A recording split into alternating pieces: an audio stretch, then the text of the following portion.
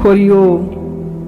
কন্যার পিতার খরদৃষ্টি আর কন্যার পিতাদেরও সাধারণ অভিজ্ঞতা হইতেই কতকটা সাবধান হওয়া কর্তব্য।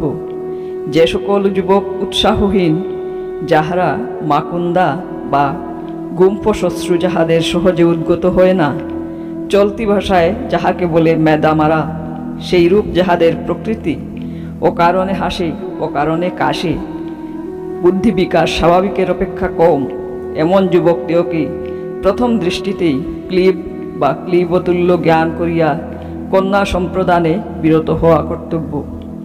যাহার বিবাহযোগ্যা কন্যা আছে, তাহাকে ভাবী বরের মুখ চোখ আচরণ দেখিয়াই তাহার পুরুষোচিত সামর্থ্য সম্পর্কে সুস্পষ্ট ধারণা করিবার যোগ্যতা সঞ্চয় করিতে হইবে।